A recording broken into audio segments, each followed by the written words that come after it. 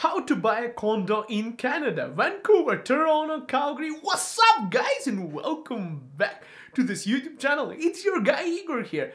Let's make it simple. An apartment, townhouse, or a house could be a condo. Now, townhouses could also be not a condo, and houses, well, they can be a condo, which is kind of crazy, and I'll explain it to you in a second, the differences, but let's start simple. An apartment, guys, you would be paying condo fees, and in Vancouver you call them strata fees, and if you're coming from BC, but it's the same thing. Why are you paying them? Well, the reason for that is because condominium is normally a corporation, always other. So when you're buying an apartment, it's just like stock trading, and I do that a lot on my cell phone over here. I do stocks. So it's similar that you're buying shares of a company. So let's say you purchase an apartment, depending on the unit factor here in Alberta, the bigger your unit factor is, the more kind of shares you own in the condominium corporation. So it affects your voting rights and your ownership. If, for example, in the future, the entire building was to get sold, you would get out of the entire amount a certain amount of portion depending on the amount of shares, unit factor in that apartment building. So this is how you own a condo. But what are the condo fees? What are you paying the strata fees? Well, number one, guys, there are some units here, if you're shopping around in Canada, that include everything.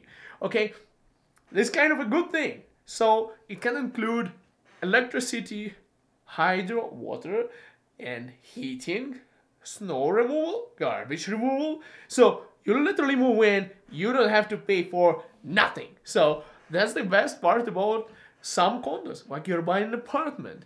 Okay, now I have a lot of friends and people from this YouTube channel who were asking me to explain what's the difference between an apartment and, let's say, a townhouse.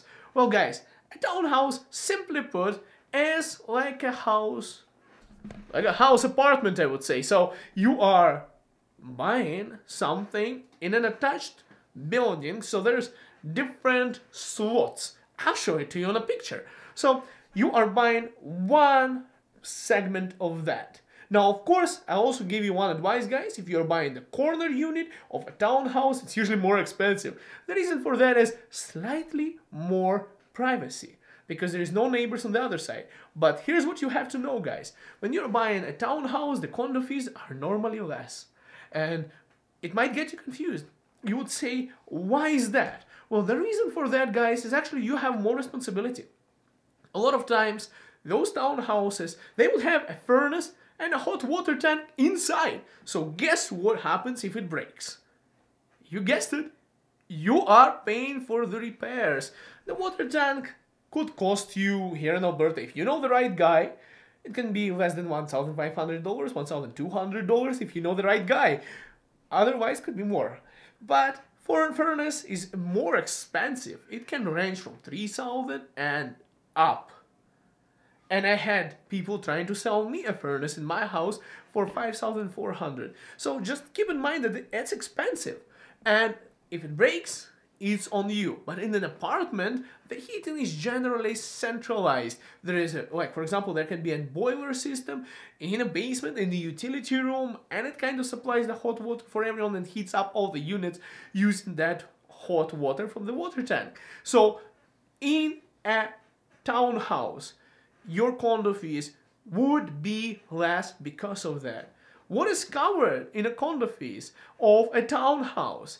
Well, first thing, guys, is normally you would get roof and all the exteriors of the house, like a window, sometimes doors. But I would remind you guys one thing, that in a condominium, different condominium corporations have different bylaws, different rules, different things, what is covered, what is not covered. So you would have to do a condominium document review, and I'll tell you about it later in this video. Now, there is a house, and I had people sending me houses and saying, hey, like, why is this house so cheap? And I would say, well, that's a condo. And why does it have condo fees? It's a condo. There are houses that are condos, and people are getting mind blown here in Canada. They're like, how can a house be a condo? Well, guys, as a condo, it's a form of ownership. And there are houses that are condos. Well, there is one thing that you should know, that condo fees in a house, what do they cover? Well, they could be covering the general areas, sidewalks, roadways, and some things like exterior of the house. I've seen a condo house, detached house, the house had square footage of a big apartment. That's how you know. It was really cheap. And one of the reasons, it is a condo. In the same area, same kind of houses, were $100,000 more, just because it was not a condo. Condos are generally cheaper. What is covered in the condo fees? Well, snow removal, garbage removal, and also they covered the roof, the windows, and the front door. But the back door, for some reason, wasn't covered by the condominium corporation, which I don't know why exactly, but that's the first thing I have noticed, that the door was old when I went into that place, and the deck was old, so the deck was not covered and the back door was not covered, but everything else was fixed by the condominium corporation. And that's one of the ways to know what is covered and what is not. Now guys, there is a better way to know it, is by reviewing the documents. Here is, guys, what you should know about condominiums and buying a condo. So the difference is if you buy a place that is not a condominium, you are paying for everything. So the roof is bad, you pay for it. Roof can be expensive.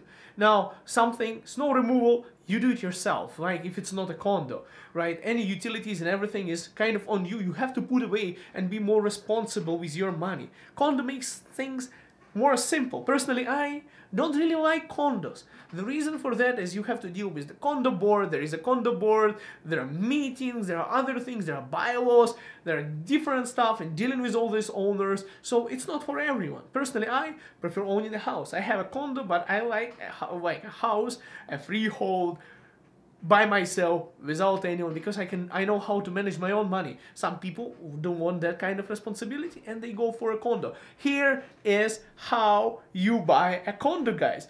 Well, number one, guys, when you're buying a condo, it's pretty similar to buying a house. Number one thing you should know is, well, I do recommend putting conditions, and it's very important. So when you're buying a condo, for example, you're buying a house, normally I would recommend, if you're not from Toronto where things are crazy and people do not accept offers with conditions, or in Vancouver where people are wanting the unconditional offers, here in where I am from, in Alberta, Calgary, and I'm a real estate agent with XP Realty, here, guys, is what you should know. We put 3 conditions, not 2 conditions like when you're buying a house. Normally, you would put financial condition just to make sure you are getting a mortgage from a bank. So if you are not getting a mortgage from a bank, you get your deposit back. So when you're buying something, you give a deposit and you have a financial condition. If the bank says, sorry, we cannot give you this size of a mortgage, you can get your money back and get out of the deal without any problems.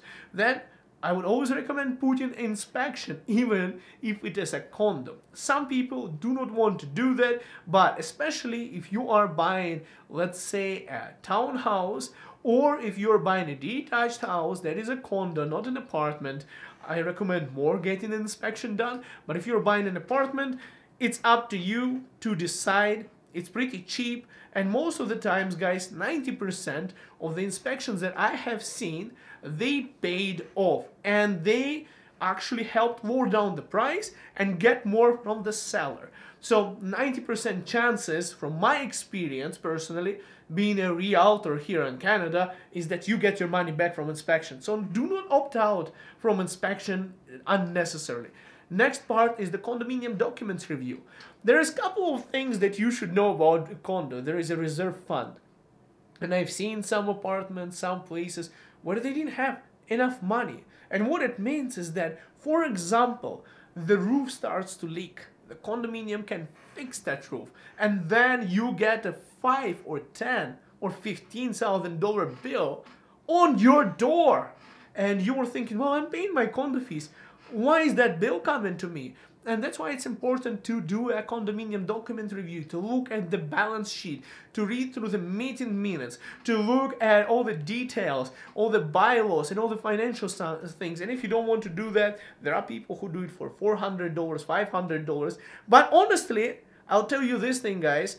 I noticed that a lot of people who bought one apartment, and then the next one, not the first-time home buyers, usually people would do their own review of the documents to save that money. I would always recommend hiring someone, but and a lot of people told me that after they got their first condo, they would never hire somebody else for $500 because they just did a better job themselves. Maybe they didn't find the right person to do it for them, but that's just my experience working with other people. Now, do I recommend you buying a condo as a first-time home buyer here in Canada? Well, it's a tricky question, because a condo in Toronto, people were telling me how they were trying to buy something for like $470,000, $150,000 over the asking price, and they haven't gotten. For this kind of money, you can buy a house here in Calgary. And guess what? In Calgary, you can actually buy a condo for $100,000. It's going to be old, might be one bedroom, 500 square feet, not a big one, but $100,000, that's not much for Canada. And, well, if you want something really decent, you can get something in 200s, lower 200s, as of the day when I'm recording this video, before the prices are going to go up or go down, but they've been going down so much that right now they are actually lower, the prices, when I'm recording this video, than they were in 2016, 2018. People are selling their houses at less, condos, at not the houses, and apartments specifically, at less what they purchased for, which is kind of a good indicator that the market is low and might be a right choice, might be a right time to buy when it's low, but we cannot ever predict the future. But that's just my opinion. My personal experience of owning a condo, guys, is dealing with the condo fees, fighting for the parking spot, if it's assigned parking spot. One thing, guys, you should know is when you're buying a condo, there are assigned parking spots, and then there are parking spots that are titled. A titled parking spot could be potentially sold separately. It could be potentially rented out without problems to other people. But still, check out your condominium documents and the bylaws if they have any provisions for that before you listen to my advice on this video. Check out with your condominium corporation first. But when there are units that are sold, and you have to make sure when you're buying something with your realtor that you double check if there are two titled parking spots, and make sure that everything is there on the paperwork, to make sure that when you're buying a condo, do not forget to get the ownership of those titled parking spots on your purchase contract. Because if you don't, you could just end up buying a condo with no parking in it. Guys, I hope you like this kind of video, guys. And by the way, I am a realtor here in Canada, and if you're searching for a house, a condo, whatever real estate you're searching for in Canada, shoot me an email. My details are in the description of this video. I'm with XP Realty, and I'm a licensed realtor here in Calgary, Alberta. Guys, see you in the next video. Bye for now. See you in Canada. I hope you find it helpful.